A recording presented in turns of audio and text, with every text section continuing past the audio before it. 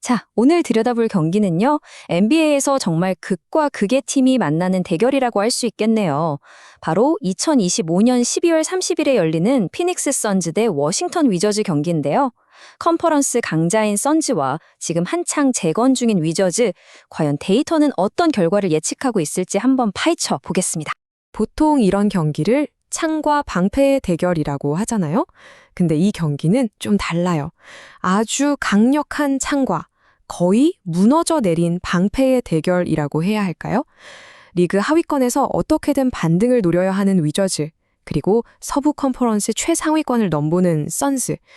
두 팀의 상황 차이가 정말 기록 곳곳에서 확연하게 드러납니다. 자, 그럼 승부의 추가 어디로 기울었는지 한번 볼까요? 사실 경기 결과를 가장 빠르고 확실하게 예측하는 방법 중 하나가 바로 시장의 돈이 어디로 쏠리는지 보는 거거든요. 베팅 시장은요, 이번 경기에 대해서 아주 명확하고 일방적인 이야기를 하고 있습니다. 먼저 순수하게 누가 이길 거냐, 이걸 한번 보죠. 와, 시장에서는 피닉스의 승리 확률을 무려 90% 가까이 보고 있어요. 이게 얼마나 대단한 거냐면 피닉스가 원정팀이거든요. 원정팀한테 90% 승률을 준다는 건 사실상 질 가능성이 거의 없다. 이렇게 보는 거나 마찬가지입니다. 자, 근데 이게 단순히 이기는 걸 넘어서요, 얼마나 크게 이길 거냐가 또 중요하잖아요. 바로 이 핸디캡 점수, 즉 포인트 스프레드를 보면요, 피닉스가 마이너스 10.5점을 받았어요. 이게 무슨 뜻이냐면 시장에서는 피닉스가 이기긴 이기는데 최소 11점 차 이상으로 아주 그냥 대승을 거둘 거다, 이렇게 예측하고 있다는 거죠. 그리고 마지막으로 총 득점 기준점을 한번 볼게요. 233.5점. 와, 이거 굉장히 높은 점수입니다. 그만큼 아주 화끈한 공격전이 펼쳐질 거라고 보는 건데요. 근데 이 높은 점수에는 사실 숨겨진 의미가 있어요.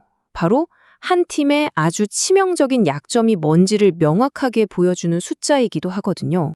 자, 그럼 이제 실제 코트 위 기록들을 보면서 왜 이런 예측이 나왔는지 하나하나 짚어보겠습니다.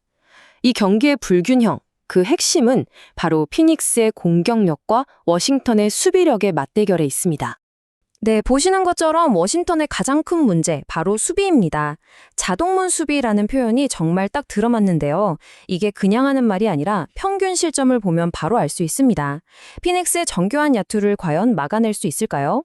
이 그래프를 보시면 그 차이가 정말 극명하게 드러나죠. 왼쪽 득점 막대를 보면 두 팀 득점력은 사실 비슷해요. 그죠? 115점, 113점. 근데 문제는 바로 오른쪽 실점 막대입니다. 워싱턴이 경기당 내주는 점수가 무려 125.4점이에요.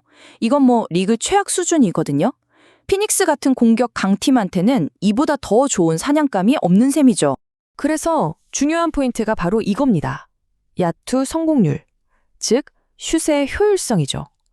피닉스는 그냥 점수만 많이 넣는 게 아니에요. 아주 효율적으로 성공률 높게 득점을 한다는 겁니다. 55%라는 수치는 워싱턴의 53.2%보다 월등히 높은 건데, 이건 한 번 공격할 때마다 점수로 연결될 확률이 그만큼 더 높다는 뜻입니다. 자, 이번에는 팀 전체 기록에서 한 걸음 더 들어가서 선수 면면을 한번 살펴보겠습니다. 결국 경기는 사람이 하는 거니까요. 어떤 스타가 뛰고 또 누가 빠지는지가 승부에 결정적인 영향을 미치겠죠. 피닉스에는 바로 이 선수, 데빈 부커가 있습니다. 경기당 평균 25.4점. 정말 확실한 해결사죠. 아까 보셨던 워싱턴의 그 허술한 수비, 그 수비를 마음껏 휘저을 수 있는 최고의 무기라고 할 수 있습니다. 반면에 워싱턴은 베테랑 CJ 맥컬럼에게 기댈 수밖에 없는 상황입니다.